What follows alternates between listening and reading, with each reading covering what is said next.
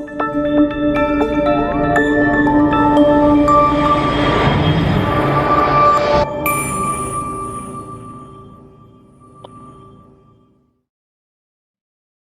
Assalamualaikum warahmatullahi wabarakatuh. Selamat pagi teman-teman penuntut setia, sang tutor. Kembali lagi bersama saya, Kak Alman. Untuk pembahasan kali ini teman-teman, saya tidak membahas soal-soal CPNS, tapi masalah hasil yang sudah diperoleh dari seleksi CPNS. Nah teman-teman, kita semua sudah tahu bahwa proses seleksi sudah selesai semua ya, sampai sekarang sudah keluar hampir semua NIP sudah ada, tapi masih menyisakan masalah ya. Kalau mau ditelusuri teman-teman sekalian, masih ada masalah-masalah yang menarik untuk diperbincangkan.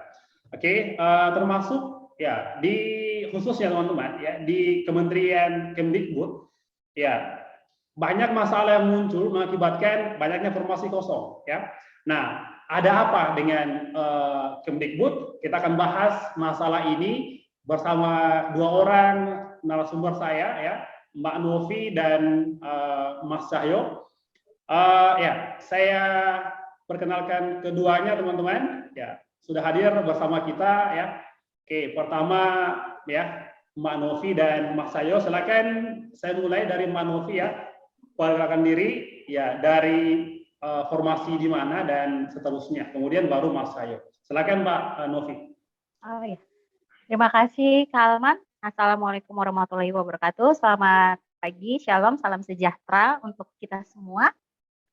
Perkenalkan, saya Novianti Tonapa. Saya sendiri melamar di salah satu instansi pada saat penerimaan CPNS, yaitu Kementerian Pendidikan, Kebudayaan, dan Riset dan Teknologi tahun 2021. Saya sendiri merupakan lulusan dari salah satu institusi ilmu sosial dan ilmu politik YAPIS Biak Papua. Kebetulan saya menempuh pendidikan S1 saya itu di Papua. Saat ini saya domisilinya ada di Kota Makassar. Mungkin itu saja dari saya dulu. Oke. Ya, kita beralih ke Mas Cahyo ya. Mas, silakan Mas Cahyo. Oke, baik. Terima kasih atas undangannya, Sang Tutor. Ya. Oke, baik. Di sini saya ingin memperkenalkan diri terlebih dahulu. Perkenalkan, nama saya Sucahyo Mas'an Al-Wahid. Saya sekarang menjadi dosen non-PNS di Universitas Borneo Tarakan. Kalimantan. Tepatnya di utara peta Indonesia. Ya. Ada yang dari Kalimantan, ada yang dari Papua ya, luar biasa ya. Yang benar sekali dari Kalimantan, Mas Tutor. Jadi di sini memang untuk formasi yang saya lamar itu dari 2015 saya coba mengusulkan untuk pembukaan formasi saya sendiri pribadi pendidikan olahraga. Saya alumni dari Universitas Negeri Surabaya, itu dibuka baru di 2021. Nah, jadi dibuka formasi saya 2021 yang dimana saya sudah mengabdi dari 2015. Nah, jadi ya saya mencintai di Kemendikbud ini karena kenyamanan, Mas Tutor. Jadi apa ya, sudah ketika kita bekerja, ketika kita mendapatkan sebuah keluarga di sana itu lebih nyaman dibanding kita istilahnya banyak mendapatkan uang di perusahaan atau apa, tapi tidak nyaman dalam bekerja. Nah, itulah alasan saya kenapa memilih Kemendikbudristek. Ya, seperti itu. Saya tentu dari perkenalan sendiri. Jadi ya, sekarang saya bertanya mengenai alasan teman-teman kenapa memilih Kemristek Dikti, terus alasan memilih formasi yang dilamar tersebut. Ya, dari Mbak Novi mungkin yang pertama. Baik Kak, kenapa sih alasan saya mengambil instansi Kemendikbud dan memilih formasi yang saya lamar? Jadi di Kemendikbud sendiri saya mengambil yang dimana di bawah naungan Kementerian Pendidikan, Riset dan Teknologi, yaitu Lembaga Layanan Pendidikan Tinggi untuk wilayah 14 yang tepatnya ada di Papua. Di situ saya melamar dengan posisi ABM, analis barang milik negara. Nah, kenapa sih saya memilih Kemendikbud pada tahun 2021 sebagai pelamar CPNS? Setelah kita ketahui bahwasannya pendidikan itu merupakan salah satu modal yang sangat penting ya Kak untuk menjalani suatu kehidupan bermasyarakat. Bukan hanya masalah kualitas saja, namun tentang pemerataan pendidikan, khususnya untuk daerah Papua, di mana yang saya ketahui, yang saya lamar, posisinya adalah merupakan daerah terpencil, seperti itu, karena memang hanya pulau seperti itu, bukan dari ibu kotanya, gitu. Nah, kenapa dari awal saya memilih instansi Kemendikbud? Di situ karena saya melihat begitu besar peluang itu ada gitu loh. Maksudnya kenapa harus di Papua? Kenapa enggak maksudnya di wilayah lain seperti itu yang kota besar? Karena saya melihat dan telah menganalisa yang lalu-lalu bahwasannya tidak semua orang pasti akan memilih Papua untuk menjadi tempat mereka mengabdi seperti itu. Karena kita tahu lah Papua itu di ujung timurnya seperti itu ya, yang sangat jauh. Bisa dengan biaya, maksudnya akomodasi kalau untuk pesawat pasti sangat mahal seperti itu ya. Nah, tidak semua orang memilih Papua untuk menjadi abdi negara seperti itu Kak. Jadi pada saat itu saya sudah melihat peluang, ini peluangnya pasti akan besar nih kalau misalnya saya ikut, dan pasti tidak semua orang beranikan diri untuk mengabdi di Papua seperti itu. Nah, jadi itu alasan saya salah satu mengambil formasi yang saya lamar di Papua. Dan hasilnya pun pada saat kita penerimaan CPNS 2021 dan pengumuman SKD sendiri, di situ saya melihat hasil SKD pelamar dari formasi jabatan saya sendiri itu pelamarnya hanya 30 orang, Kak. Jadi kan kelihatan itu kan, maksudnya maksudnya peserta-peserta yang memang melamar 30 orang. Dan yang hanya ikut SKD hanya setengahnya, dan 15 orang sisanya tidak mengikuti. Seperti itu. Dan saya perhatikan namanya itu banyak yang dari luar daerah, di luar Papua, seperti itu. Nah, di situ pada saat pengumuman SKD ya puji Tuhan saya masuk di peringkat ketiga kayak gitu Kak. Dan memang ya sangat butuh perjuangan untuk bisa sampai ke tahap SKD gitu, karena memang pada tahun 2019 sendiri saya pernah mengikuti, namun saya gagal seperti itu. Tapi itu saya tidak memilih dari instansi Kemendikbud sendiri seperti itu Kak.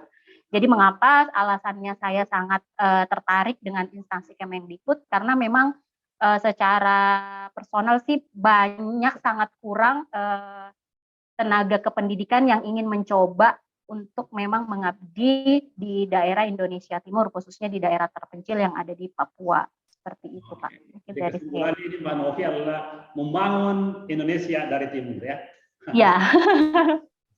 Kalau Mas saya yang membangun dari Kalimantan ya, ujung utara Kalimantan, gitu ya. Ujung utara, benar sekali, Mas. Next teman-teman. Ya, seperti yang saya tahu ya, yang saya pahami bahwa ya penerimaan CPNS di Kemdikbud itu menyisakan banyak formasi kosong, ya, sangat banyak formasi kosong ya. Bahkan sampai di tes SKB ada pesertanya tapi gugur, tidak lulus walaupun cuma 1 orang saja ya. Oke, bahkan sampai 3 orang itu tidak masuk, tidak lulus karena masalah teknis dan non teknis ya. Nah, termasuk Mbak Novi sama Mas Sayo ini saya mau tanya, alasan tidak lulusnya ya, kenapa statusnya PTM 1 gitu ya? Apa alasannya? Kendala apa yang teman-teman dapat saat kalian ujian kemarin sehingga mendapatkan status sebagai PTMS? Padahal saya pikir teman-teman ini adalah orang-orang yang merupakan tadi yang seperti Mbak Novi bilang katanya terbaik ya, ranking 3 di formasinya. Apa yang kalian alami saat ujian tes SKB kemarin? Mungkin boleh dari Mas Sayo pertama.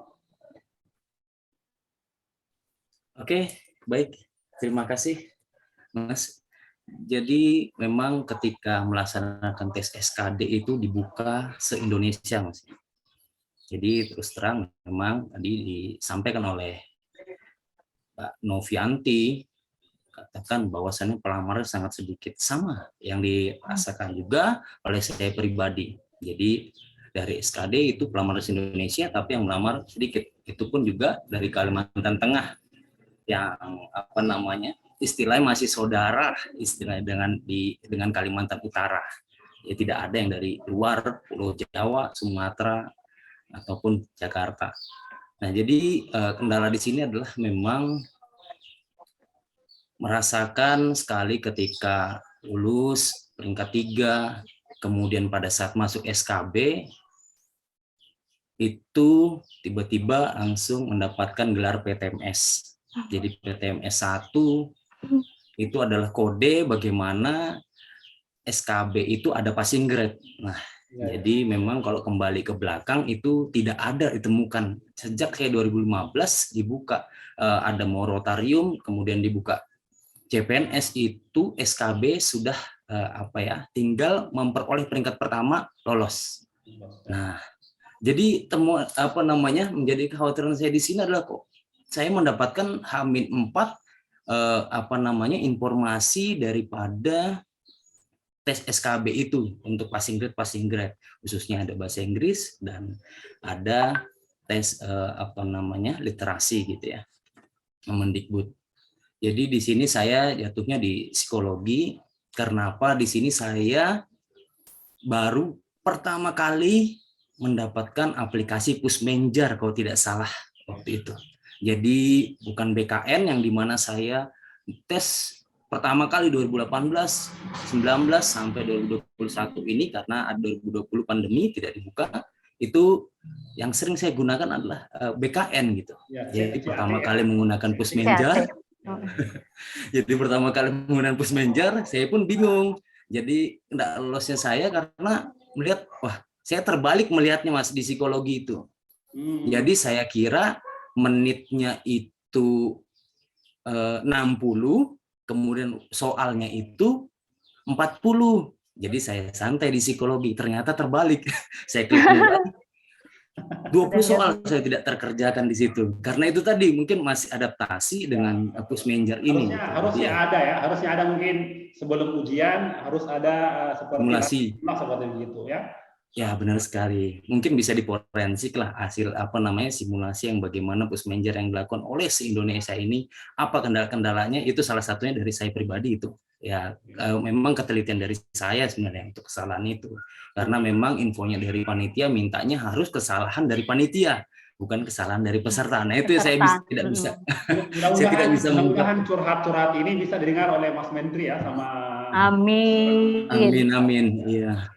Saya dengar juga kemarin teman-teman yang di Makassar ya, tepatnya di tes SKB di UNM, itu ada yang sudah mulai tes SKB, tapi yang lainnya masih sibuk urus komputer yang error ya.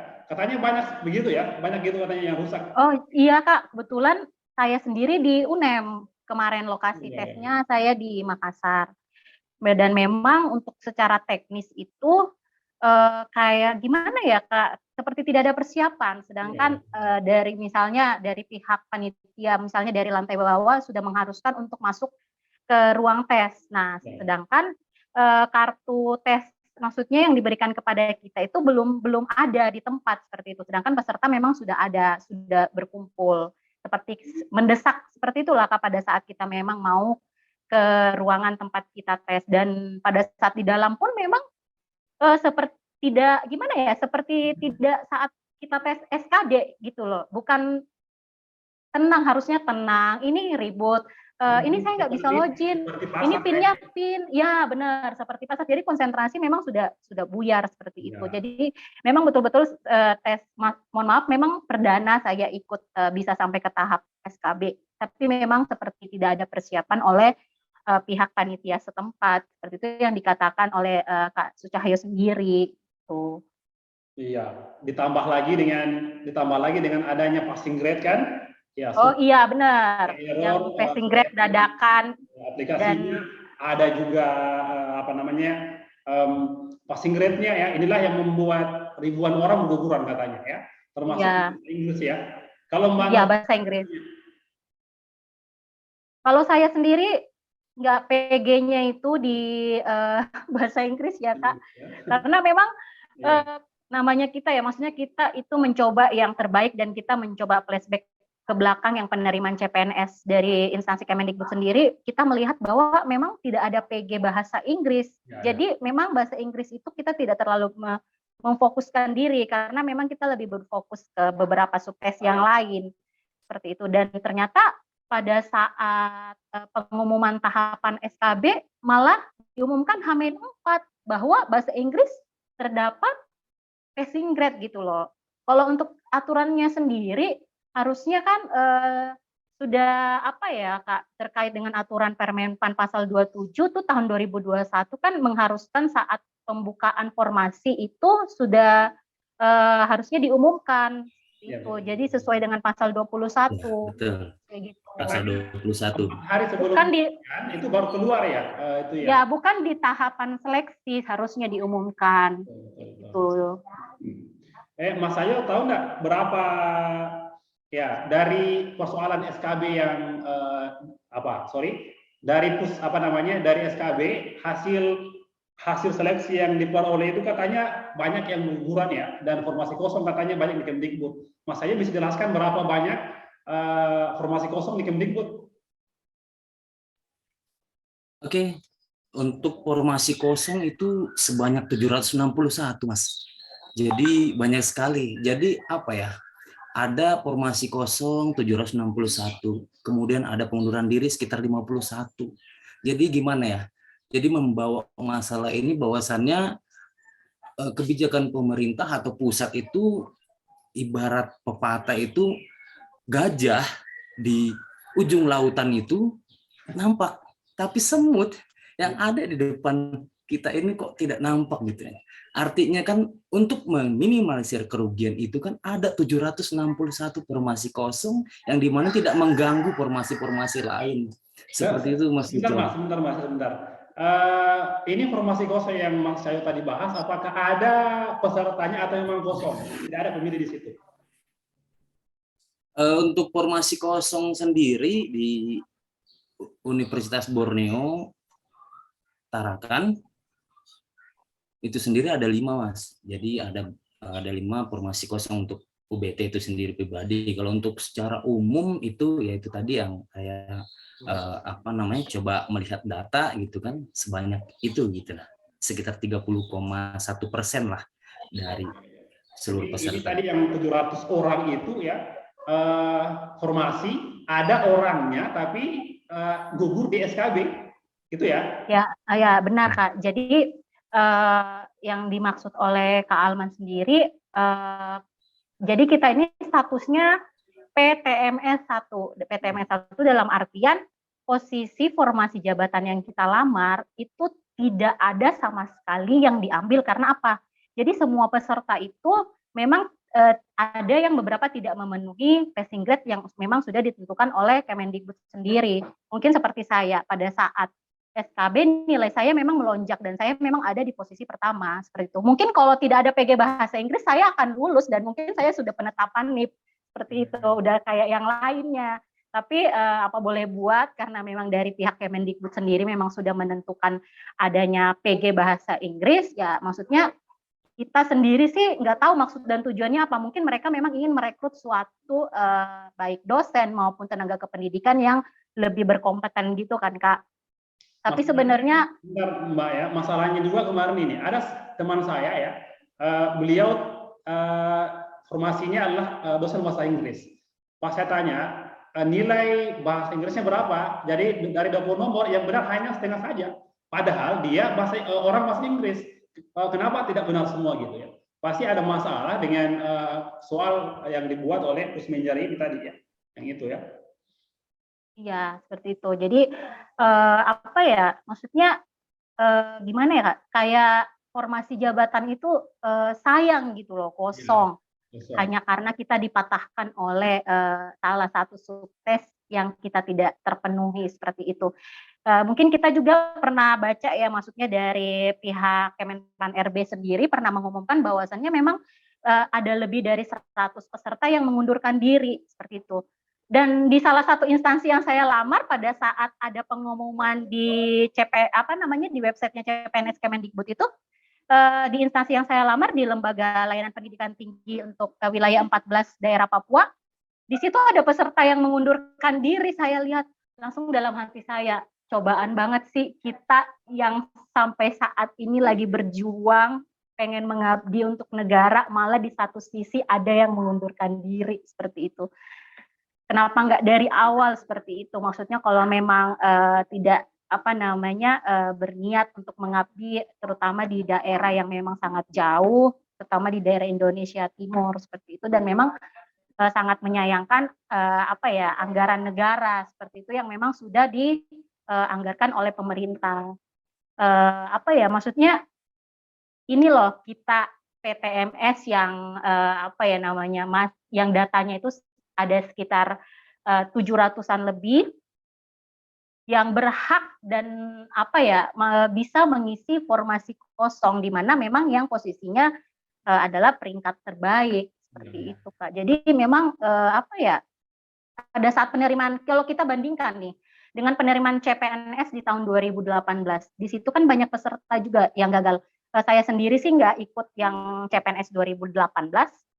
Di situ kan cuman saya dapat informasi dari teman kakak saya bahwasannya pada saat SKD banyak peserta yang gugur seperti itu, tidak memenuhi PG pada saat tes SKD, dan di situ dari pihak terkait, saya kurang tahu, mungkin dari Kemenpan RB-nya sendiri ataupun dari instansi yang mereka lamar, mereka melakukan kebijakan optimalisasi formasi supaya bisa terisi gitu, Kak. Jadi memang harusnya kan tidak lulus seperti itu. Dan ketika ada kebijakan pada tahun 2018 itu, kenapa di tahun 2021 itu tidak dilakukan supaya formasi yang kosong itu bisa terisi dan mencegah kerugian negara yang dimaksud oleh pihak Kemenpan RB gitu. Saya mohon maaf untuk mungkin yang yang di atas sana, mungkin saya berpikir malah mungkin ini panitia suka ya dengan formasi kosong gitu, suka banyak formasi kosong sehingga nanti tahun depan kalau ada formasi ya dana lagi yang muncul banyak gitu ya. Itu loh pandangan saya, mohon maaf teman-teman ya gitu. Oke, nah jadi Mas Cahyo, di formasinya berapa sih yang di formasinya berapa orang yang kita pilih? Untuk formasi saya pribadi itu dibuka satu formasi, Mas. Satu formasi? Iya, kali 3 berarti 3. Saya pribadi. Ya, untuk formasinya secara keseluruhan ada 13 ya, untuk formasi secara keseluruhan di UBT gitu kan. Untuk yang tidak lolos itu ada sekitar 5, Mas. Untuk formasi saya pribadi itu ada 1 gitu kan. Dibukaan satu formasi itu memang istilahnya saya sendiri pun juga yang untuk berjuang supaya bisa dibuat formasi itu, akan tetapi ya itulah hasilnya PTMS 1 ditambah lagi kalau seandainya ini yang 1 orang ini ya, jika ada kebijakan langsung diluluskan, ini kan tidak merugikan negara ya, malah menguntungkan negara sebenarnya ya, dana ya, dan sama kurang lagi ya, dan sama sekali Kak itu tidak mengganggu peserta yang sudah lulus. Betul. Seperti itu, karena memang kita maksudnya kita itu berjuang di formasi jabatan yang kita lamar sendiri, jadi memang tidak mempengaruhi peserta yang memang sudah lulus di masing-masing formasi jabatan mereka seperti itu. Seandainya memang ada kebijakan seperti itu. Ya, karena kalau kita lihat di seleksi sebelumnya, ya mungkin tahun-tahun sebelumnya itu, kalau salah satu orang yang daftar lulus SKD itu sudah pasti lulus itu, ya sudah pasti lulus karena sendiri. Peserta tunggal pasti. Ya, betul pasti prioritas lulus. Buat syukuran karena sendiri di situ, tidak ada lagi pesaing ya.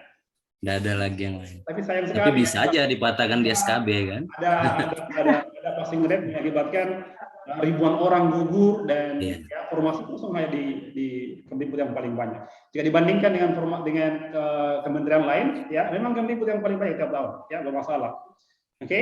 Nah, jadi mudah-mudahan apa yang kita sampaikan di sini, Mas Cahyo dan Mbak Novi, itu bisa didengar oleh teman-teman oleh para pemangku kebijakan di pusat, mungkin Mas Nadiem Amin. dan wakil-wakil kita di DPR sana.